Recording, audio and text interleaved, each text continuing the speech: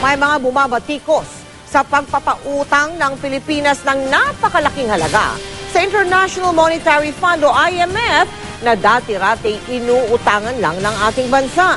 Tila pagpapapogi raw ito, samantalang napakaraming gastos na dapat daw inuuna sa Pilipinas. Ang Malacanang at ang Bangko Sentral ng Pilipinas naman dumipensa. Nakatutok si Carol David. Mula 1962, umuutang na sa IMF ang Pilipinas. Pero ngayon, tila nabaliktad na ang kapalaran. Pilipinas na ngayon ang nagpapautang sa IMF. Matapos nating mabayaran ng buo ang utang natin sa IMF noong 2006, aabot na sa $326.86 million ang napapautang ng Pilipinas sa IMF para tulungan ang ilang bansa sa Europa, Somalia, Moldova at underdeveloped countries. At ngayon, balak pa itong dagdagan ng pamahalaan ng $1 billion o mahigit 42 billion pesos para tulungan ang mga bansa sa Europa na nasa krisis ngayon. Europe is a very important trading partner, investment partner, source of official development assistance. It is a big market for our overseas workers.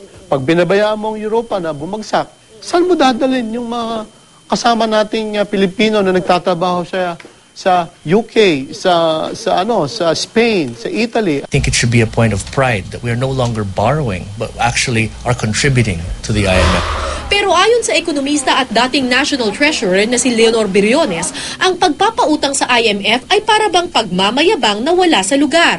Lalo pat ang $1 billion ay katumbas na raw ng isang taong budget ng DOH. Kung halimbawa Amerika yon, 1 billion baliwala.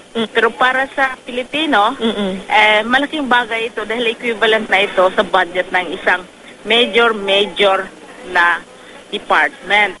Ma-afford ba natin yung ganyang klaseng pautang?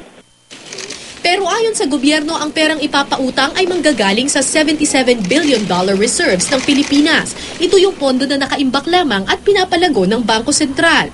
Hindi pwedeng gamitin ang perang ito sa ibang bagay dahil reserve fund ito ng ating bansa. Kaya nga nakalagay dyan, reserves by law, dapat nandyan yan. So that if something happens in the external markets, you have something to draw from. So kung yan gagamitin mo sa tulay o kaya sa karsada, paano mo naman gagamitin yung tulay? Paano mo naman gagamitin ng karsada? Nakasimento na yon. Ayon pa sa BSP, kikita raw ng 0.3% ang pautang sa IMF. Hindi rin daw tayo dapat mabahala na malulugi ang Pilipinas dahil kahit kailan, pwede naman daw bawiin ang pera. Pwede natin kunin kaagad yan. Merong parang termination period dyan. So that given enough time, yan ay maliliquidate kaagad natin.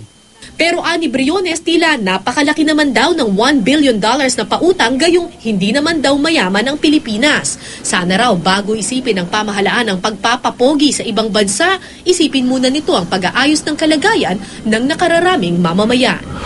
It's true, it cannot be used to build roads, but it can be used to pay our oil bill. It can be used to pay our imports. Alin ang mas importanteng imahe natin na gusto nating ipakita sa ating taong bayan na nangangailangan, na tumaas na ang infant mortality, tumaas na ang maternal mortality, and then equivalent yan to the budget of the health department, o gusto nating magpasikat sa international community. Nilinaw ng BSP na pledge pa lang naman daw ang $1 billion at di pa ito aktual na napapautang. Cara David, Nakatutok, 24 Oras.